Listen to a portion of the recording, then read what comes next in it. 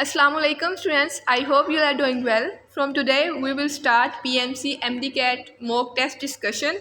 Today we'll discuss English discussion. Our first MCQ is the old building is now a pedestrian. Find the synonym of pedestrian. तो यहाँ पे pedestrian का हमने synonym बताना है। तो पेडेस्ट्रियन किसको कहते हैं? कोई भी बंदा जो सड़क के किनारे अपने पैदल चल रहा हो, ऑन फुट चल रहा हो, तो उसको पेडेस्ट्रियन कहते हैं, यानी जो अपने पैरों पे चल के जा रहा हो। स्पेशली एक बंदा, ये मोस्टली तब यूज़ होते हैं जब एक बंदा व्हीकल पे जा रहा हो और उसके ऑपोजिट दूसरा पेडेस्ट्रियन यानी दूसरा पैदल चल के जा रहा हो, तो इस कंपैरिजन में पेडेस्ट्रियन का वर्ड यूज़ होता है। तो इसमें अल्फ़ा में देखें अराइवल का मतलब होता है पहुंचना, तो ये इससे रिलेटेड नहीं है। पैलेस कहते हैं एक मैग्निफिसेंट बिल्डिंग को, तो वो भी इससे रिलेटेड नहीं है।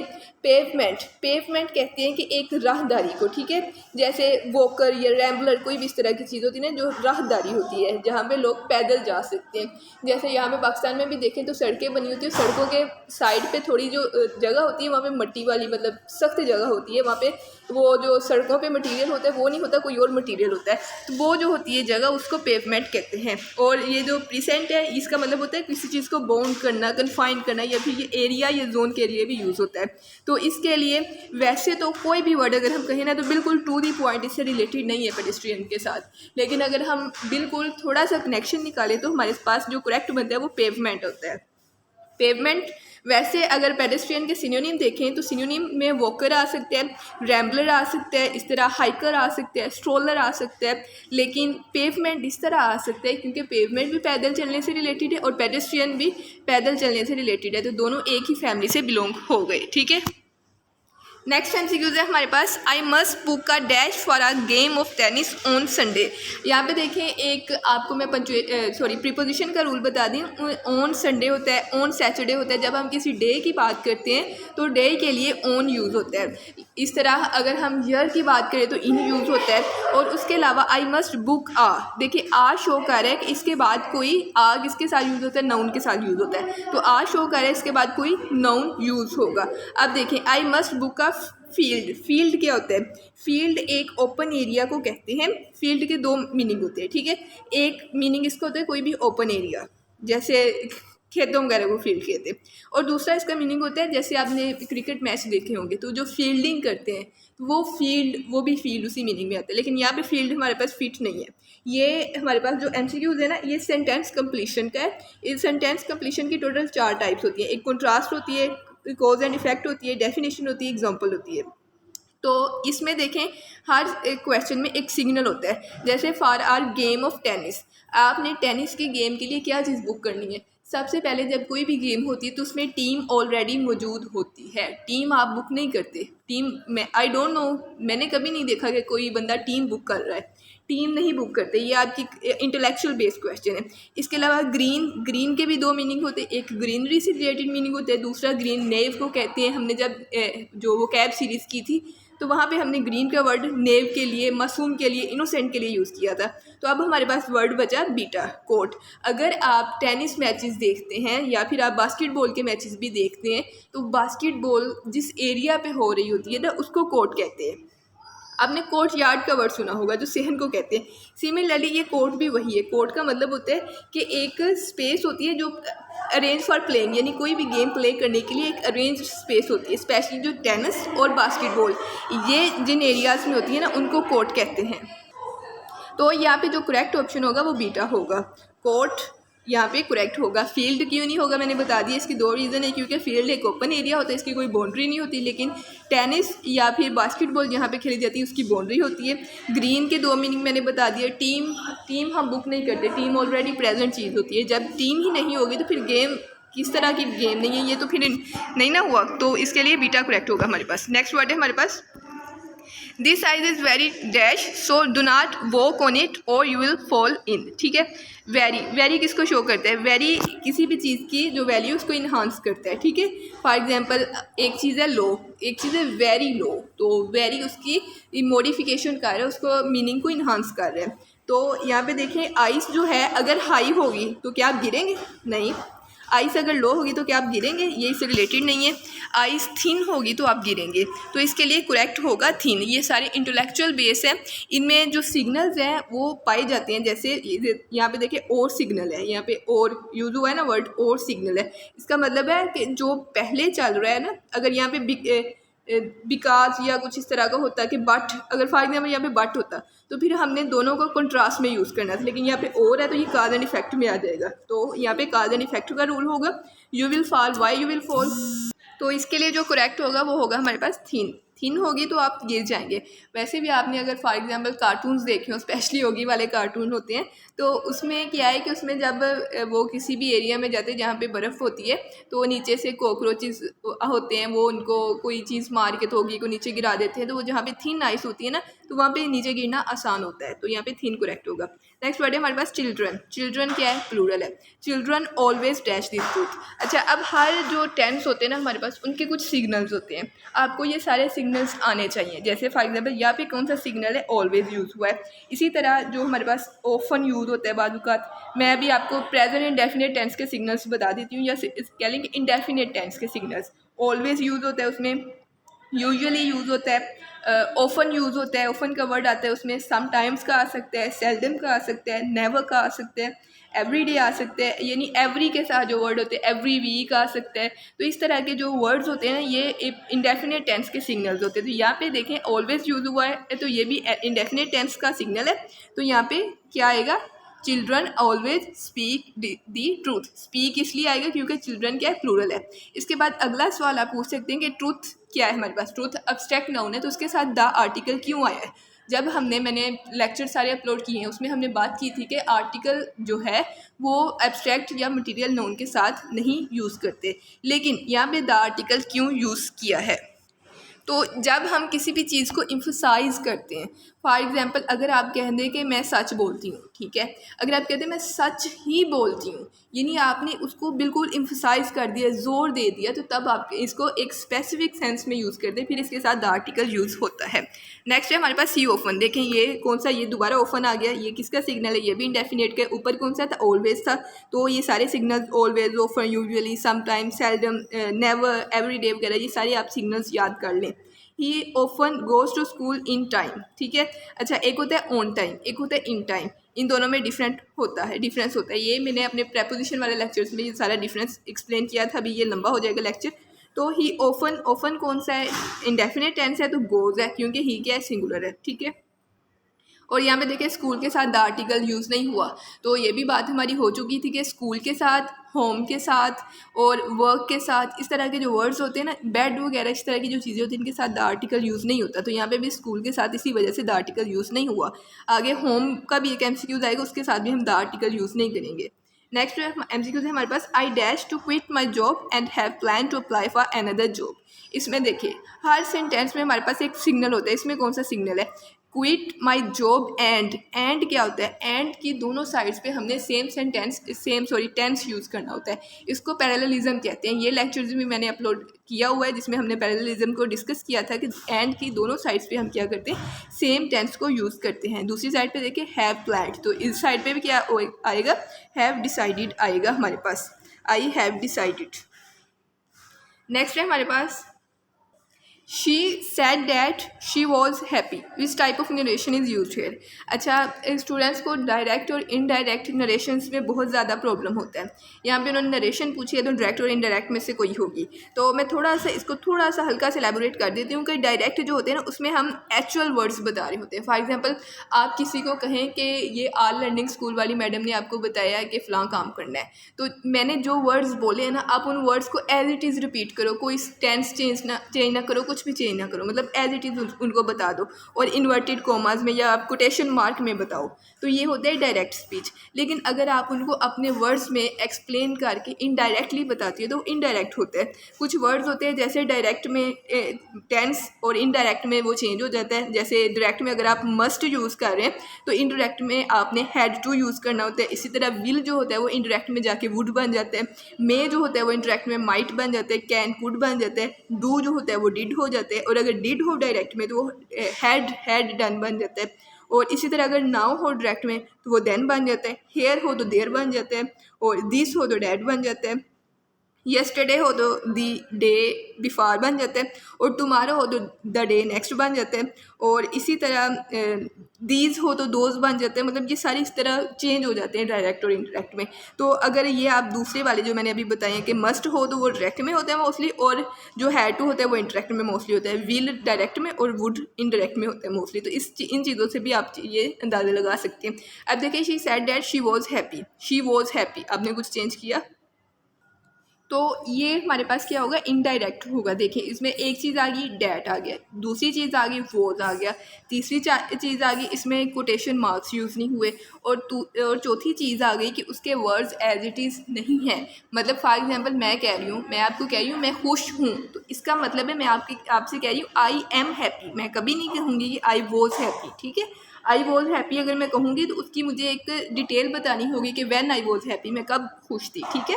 तो इस तरह ये एक इनडायरेक्ट नरेशन है। तो इसका अगर डायरेक्ट बनाना हो तो ऐसे हो सकते हैं, she says she is happy, ठीक है।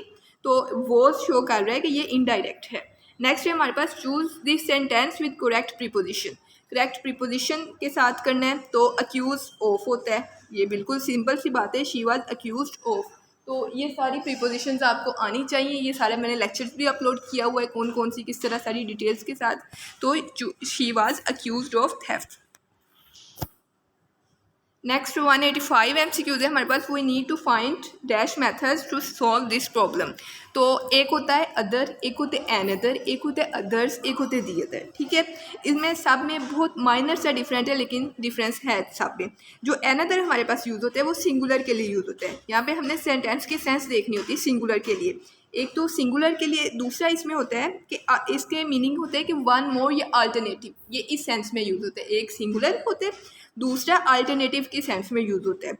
और हमारे पास अदर जो होते हैं, अदर हमारे पास प्लूरल के सेंस में यूज़ होते हैं। और दी अदर जो होता है वो स्पेसिफाइड सेंस में यूज़ होता है। और अदर्स जो होता है ये others as it is known की जगह पे इस्तेमाल हो जाता है, ठीक है। तो इन सब का डिफरेंस ये है। अब हम देखें, वी नीड टू फाइंड, क्या ये सिंगुलर है या प्लूरल है, ये बताइए हमें सिंगुलर चाहिए या प्लूरल चाहिए। वी यहाँ पे सब्जेक्ट नहीं है, यहाँ पे एनदर किसके लिए यूज़ हो रहा है, एनदर मेथड के लिए यूज़ हो रहा है। तो मेथड हमारे पास सिंगुलर है तो we will use singular word here. So another will be use here, another we need to find another method. And और दूसरा, एक तो सिंगुलर से आपको पता चल गया, दूसरा एक और सेंस बन रही है कि हमने एक चीज़ का नीमुल बदल करना है, उसको अल्टरनेटिव लेके आना है। तो अल्टरनेटिव की सेंस भी एनदर में होती है। अगर फॉर एग्जांपल मैं आपको कहूँ कि life exist on other planets, तो अदर प्लैनेट्स, यहाँ पे अदर जो है ये एडिशन के सेंस दे रहा है। लेकिन मैं अगर आपसे कहूँ कि she want to play with another girl, ठीक है,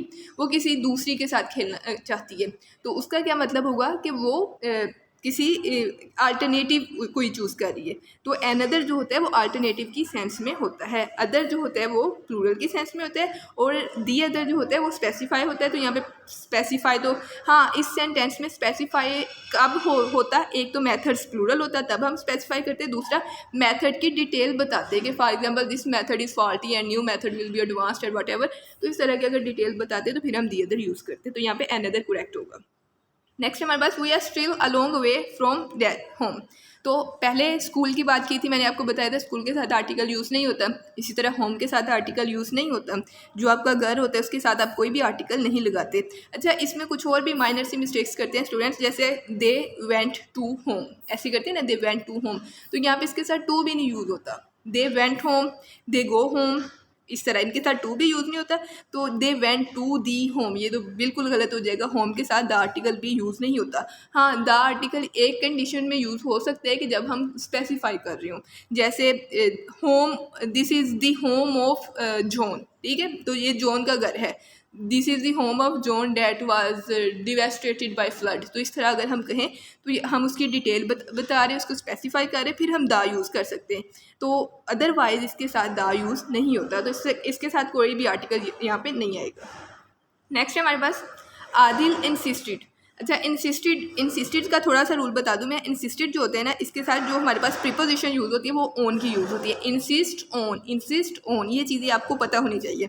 दूसरा, इंसिस्ट के साथ डैट भी यूज़ हो जाता है, तो ये भी ठीक है, जैसे यहाँ पे हुआ है। Adil insisted we all go out for dash cup of coffee. अच्छा, एक चीज़ देखें, यहाँ पे ऑफ फ्रेज आ रही है, ऑफ कॉफ़ी। जब इस तरह ऑफ फ्रेज आती है तो उससे पहले आर्टिकल मोस्टली आ जाता है। अब आर्टिकल आ आना है, एन आना है, द आना है, ये कंडीशन पे डिपेंड करता है, ठीक है। ऑफ फ्रेज से पहले मोस्टली आर्टिकल उससे पहले वाले वर्ड के साथ आ जाता है। तो फार आ कप ऑफ कॉफ़ी आएगा, क्योंकि यहाँ पे अगर कॉफ़ी की टाइप, कॉफ़ी की कोई डिटेल बताई होती तो फिर ये कॉफ़ी स्पेसिफाई होती, लेकिन यहाँ पे स्पेसिफाई क्या कुछ भी नहीं है, यहाँ पे सिर्फ अ कप ऑफ कॉफ़ी की बात हो रही है, तो यहाँ पे आ आर्टिकल यूज़ होगा। 188 MCQs है हमारे पास। They had to put dash the meeting when the general director did turn. एक होता है पुट ऑन, पुट ऑन। तो पुट ऑन मोस्टली मैंने देखा है कि मोस्टली लोगों को इसका मीनिंग पता होता है। जब आपने जो FSC में, मुझे नाम नहीं याद कहानियों का, मोस्टली का भूल चुका है, तो कहानी थी एक, उसमें ओवरकोट, हाँ ओवरकोट वाली कहानी में, तो उसमें पुट ऑन का वर्ड यूज़ हुआ था कि उसने अपना ओवरकोट पहना। तो पुट ऑन का माइंड होता है कि टू ड्रेस अप, कोई चीज़ ड्रेस अप करना, कुछ चीज़ पहनना, या फिर कोई काम स्टार्ट करना, मतलब इस तरह का मीनिंग पुट ऑन में आता है, ठीक है। अब देखें द मीटिंग क्यों है, मीटिंग स्पेसिफाई है, क्यों, कैसे स्पेसिफाई, क्योंकि मीटिंग के बारे में आगे डिटेल्स आ रही हैं। इसके बाद व्हेन द जनरल डायरेक्टर एक ओहदा है, जैसे जो ओहदा होता है उसके साथ हम द आर्टिकल यूज़ करते हैं, जैसे the prime minister, the president of Pakistan, तो इस तरह ये भी उसी सेंस में आ गया। Didn't turn. अच्छा, टर्न ऑफ होता है लीव करना, टर्न अप होता है अराइव करना। तो इस सेंटेंस की सेंस ये बन रही है कि जो जनरल डायरेक्टर था वो आया नहीं, उसकी वजह से मीटिंग पोस्टपोन करनी पड़ गई, यही सेंस बन रही है ना। तो इसमें हमने जो अराइव की सेंस यूज़ करनी है कि वो अराइव नहीं हुआ, तो टर्न अप अराइव होना, टर्न अप क्या होता है, अराइव होना। तो और पुट ऑफ क्या होता है, पुट ऑफ होता है to delay something, to delay doing something, तो यहाँ पे आएगा put off. They had to put off the meeting when the general director didn't turn up. Turn up का मतलब अराइव करना, पुट ऑफ का मतलब to delay something. Next 189 MCQs है हमारे पास। Choose the correct spelling of the word. Correct spelling choose करने आपका फेवरेट है ये, तो आपको बहुत, तो अल्फ़ा में देखें RA है तो रिकमेंड RA से नहीं होता, B में M एक कम है, चार्ली में B एक M कम है, और इसका जो करेक्ट ऑप्शन है वो डेल्टा होगा। नेक्स्ट MCQ है हमारे पास। Choose the correct spelling of word annihilate. आपने एनीहिलेशन पढ़ी होगी, फिजिक्स में पढ़ी होगी। तो एनीहिलेशन क्या होती है, अगर आपको मीनिंग नहीं पता मैं आपको बता देती हूँ। कोई चीज़ तबाह होना, डिस्ट्रॉय होना, कोई चीज़ का वाइप आउट हो जाना, तो वो एनीहिलेशन होती है। तो एनीहिलेशन आपने फिजिक्स में पढ़ी है, तो इसके स्पेलिंग आपको आने चाहिए, ये आपके लिए न्यू वर्ड नहीं है, आपके सिलेबस में से ही उठाया गया है ये वर्ड। तो इसके लिए करेक्ट हमारे पास कौन सा होगा, चार्ली वाला ANNIHILATE, एनीहिलेट। नेक्स्ट है हमारे पास choose the correct spelling of the word. तो एग्नोमिनी क्या होती है, एक होती है, हमने एक जब वो कैब सीरीज़ कर रहे थे ना, हमने पढ़ा था डिसडेन एक वर्ड, ठीक है। तो डिसडेन में हमने पढ़ा था कि किसी को ह्यूमिलेट करना, कि किसी की तजलील करना, अपने से कम करना, उसको डेन करना, मतलब इस तरह हमने उसकी सेंस पढ़ी थी। तो एग्नोमिनी भी उसी के सिनोनिम में आता है कि किसी को शेम फील करवाना, या फिर किसी को ह्यूमिलेट करना, एम्बेरस करना, डिसग्रेस करना किसी की, तो ये सारे उसी में आते हैं इग्नोमिनी के मीनिंग में। तो इग्नोमिनी क्या होते हैं, IGNOMINY, तो इग्नोमिनी ये होता है, ठीक है। नेक्स्ट है हमारे पास 192। Many jobs today require that the applicant must be a college graduate. तो यहाँ पे देखिए उन्होंने पूछा है इसमें कौन सी गलती है। सबसे पहले देखिए ग्रामर की कोई गलती है। मैनी जॉब्स क्या है, काउंटेबल है, उसके साथ मैनी यूज़ होता है, ठीक है। एडजेक्टिव की कोई गलती नहीं है। टुडे की लोकेशन ठीक है, ये लोकेशन में कोई मसला नहीं है। रिक्वायर्ड डैट, तो रिक्वायर्ड के साथ डैट यूज़ हो जाता है, ये भी कोई मसला नहीं है। दी एप्लीकेंट, क्योंकि एप्लीकेंट के बारे में आगे डिटेल आ रही है कि किस तरह का एप्लीकेंट होना चाहिए, तो दा यूज़ हुआ है, तो ये भी ठीक है। एप्लीकेंट के स्पेलिंग में भी कोई मिस्टेक नहीं है। Must be a college graduate, तो कॉलेज का सी बड़ा किया हुआ है, तो ये एक गलत चीज़ है। यहाँ पे आ आर्टिकल भी करेक्ट है, क्योंकि ग्रेजुएट, कॉलेज ग्रेजुएट एक नाउन की सेंस दे रहा है, तो नाउन के साथ आ आर्टिकल यूज़ होता है। मस्ट के साथ बी यूज़ हो जाता है, मस्ट एक मॉडेल वर्ब है।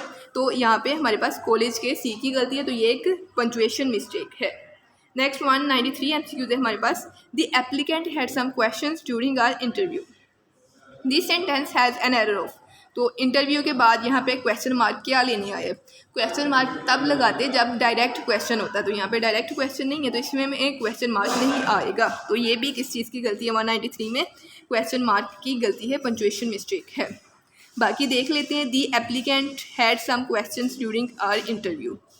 तो एप्लीकेंट के बारे में बात हो रही है, द आर्टिकल यूज़ हो गया, some questions, more than one question है तो सम कर दिया, ड्यूरिंग आर इंटरव्यू तो ये भी ठीक है, तो इसमें पंचुएशन की मिस्टेक है।